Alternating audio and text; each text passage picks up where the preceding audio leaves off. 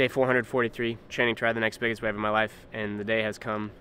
We very well could ride the next biggest wave of my life today. And we're gonna have a better session than we had the other day where I didn't catch any waves and I surfed for so long. I'm going to go sit where I don't want to sit, and I'm really nervous. I almost couldn't sleep last night. It's rare that I can't sleep. I think I've just been I was so frustrated with my performance on Tuesday that we've come to Thursday and it's time to go. Time to make it happen. Also, I thought all the jokes about the Knicks beanie was pretty classic because I don't watch basketball at all, and this is leftover from a fling or situationship I had when I was in New York from a few years ago. I just like it because it's orange and it fits my head. Just an update from yesterday. I ended up not filming. I was supposed to film an outro bit last night, but I was so unbelievably exhausted that I couldn't really put my words together. I ended up crashing with Mason Barnes and Andrew Jacobson at their hotel on their floor, so just a little bit upgraded out of the van. But yeah, I just want to say thank you for all of the kind and supportive words about my ego-shattering first day at Maverick's, because I just make these for me in 20 years and to learn from and to see what's going on, and then to see people actually enjoy it and like it.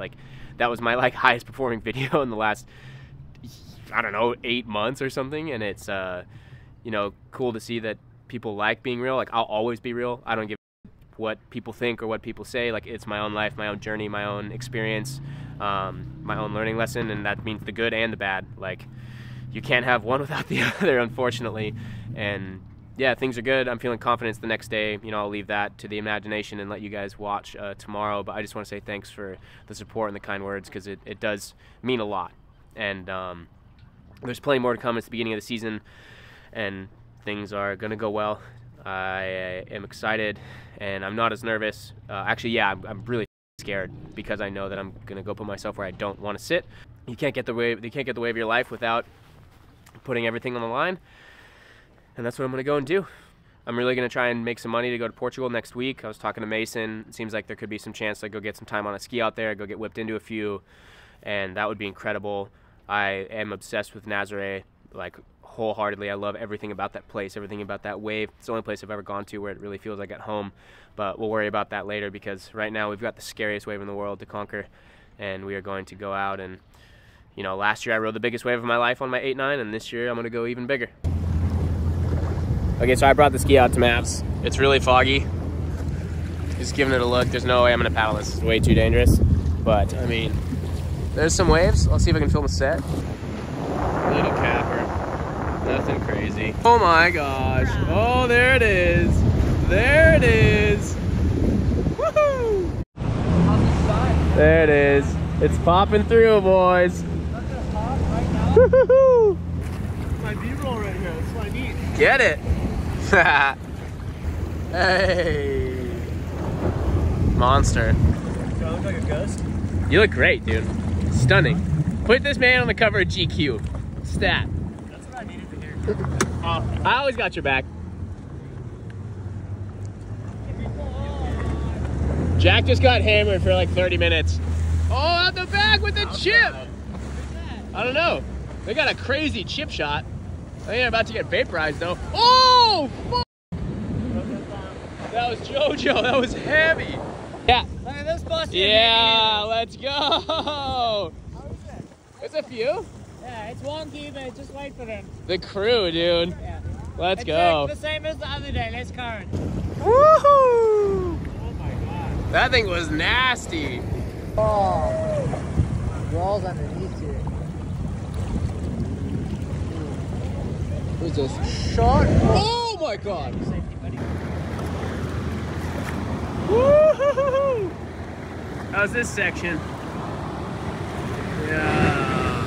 All right, it's the next day again. I couldn't film last night because real short. I came in well after dark, but that will come later in the story time because last night was pretty hectic.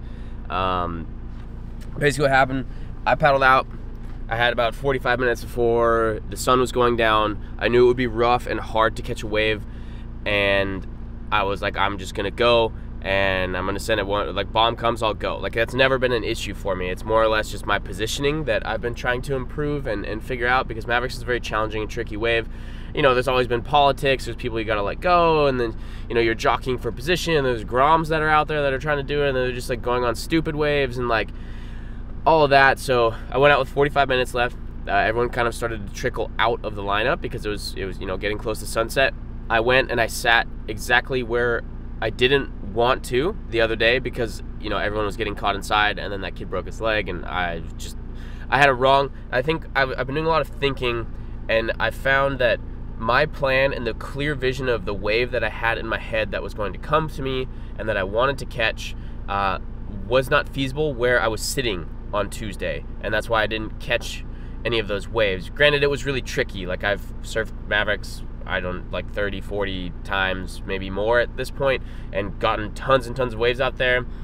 And those last two swells have been very, very tricky, which is really interesting to me, just because whenever you get a lot of wind on the outer waters and storms that haven't really been able to fully develop and get groomed and nice, it just becomes a totally different wave. It was like surfing a beach break. So I sat out there, I tried to go for a couple waves, just never really could get in the spot. It was real chunky and weird. It was like somebody could be, this happened, it was like somebody was 3 feet away from me and they were in the spot to catch it and I couldn't. Like, that happened a couple different times. So that was the interesting. It's like there's Maverick'S has, when you're riding down the bowl, it has a crease that you need to get over in order to get down into the bowl. And when you're sitting deep and on the bowl, like I was yesterday, you get a chip shot and you get over that crease, and then you ride down on the actual, like, vert part of the wave.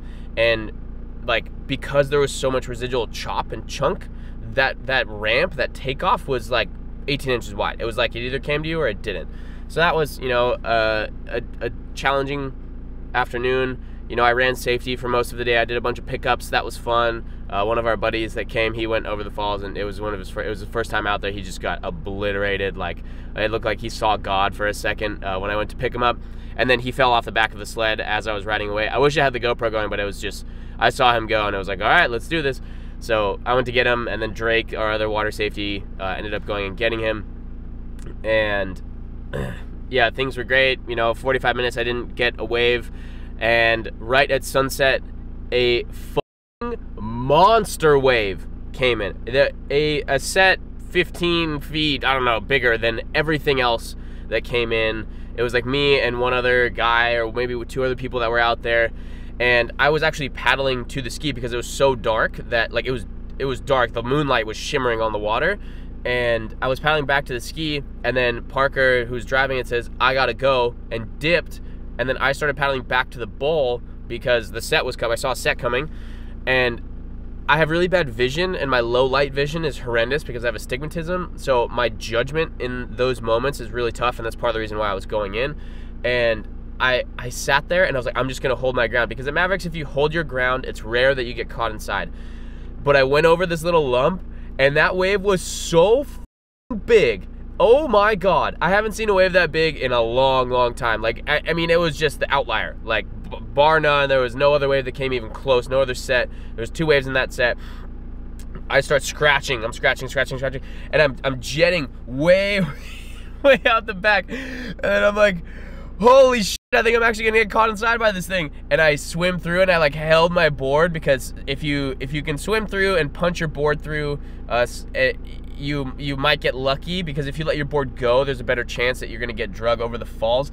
And I'm swimming through it, and I hold my board, and I'm all, here we go. I haven't even caught a wave yet this freaking trip. I'm about to go over the falls on a freaking 50-footer. And then it grabbed me, and it lifted me up, and then it just let me off. Super easy. I couldn't believe it. And then the next one, I got back on my board immediately, scratched, barely made the next one. But that was like a, right at sunset, dude, coming in for a rescue, like Parker having to come in for a rescue would have been super challenging. And that's just the reality of the game. It's the reality of big wave surfing. Like, I didn't get a wave again. Yesterday, I'm not as bummed. I went and I sat exactly where I wanted to go and sit, where I didn't want to sit, actually. And, you know, I started to put in my time, but it was just weird. Like, it just wasn't a good day. There was other people who weren't getting waves, like Aloe and Luca, they weren't catching waves. So it was just like a weird swell, not clean, tricky. You know, it's always a big learning lesson. Like, the thing with me is I do my best to be very tactical, and I am not going to go and do something stupid, which is, you know, a lot of people go out there and do, and they put yourself into horrendous situations because of it. So that's always what I'm aiming for. Like, I'm down to send it. If one comes and I think I can make it, or there's a chance that I can make it, like, I'll fucking go. I'm not worried about that. But it's positioning, and then like, you know, again, like not doing something stupid. Like I'm trying to find the biggest and the craziest wave of my life. I'm not trying to ride a bunch of small like waves that, you know, because like I could go sit inside and get like a bunch of chip shots and then take a couple waves on the head and whatever, but that's not what I'm there for. I want a monster, and I want to be able to ride it, and I want to learn and get there, you know. So that's just how it went. But you know, it's like, okay, it sucks I didn't catch any waves, but at the same time, like I came in one piece. I didn't break my leg like that kid the other day. He tore apart all of the ligaments in his knees, MCL, ACL, meniscus, ripped him to shreds. You know, he went over the falls backwards. He was sitting way too far inside, like in a horrible spot. But fortunately, he's okay. He got into surgery. I think he's all right. But you know, it's like that could happen if you go and make decisions like that. You know, big wave surfing will take your life in a heartbeat. It'll f you up. It broke Steve's femur. I've seen that happen. It's just, that's the name of the game. It's the beginning of winter. I'm excited for the rest of it. I know what I have to do. Grant Washburn's trying to get me to go to Maverick's right now, I think. I don't want to because it's 25 knots, like nuking north wind. And that is, you know, a recipe for disaster. Like the thing with that is if it's super north wind, the swell, like, you know, I'm gonna save this for tomorrow. We're done. Thank you guys for watching. I do my best to be as transparent as possible. Like I've done all this training, I've done everything to set me up to get the biggest wave of my life, and it didn't happen, and it's not going to happen like the first day. It could, but that's just part of it. I'm committed and I'm ready. I've got a few days. I'm really trying to make my way to Portugal if I can. You know, I need to make an extra, like, I don't know, I need to make a lot of money, actually, a lot extra if I want to go and do that. So I'm just going to be working on that. I'm at Soul Grind, but thank you guys for watching. That was my update.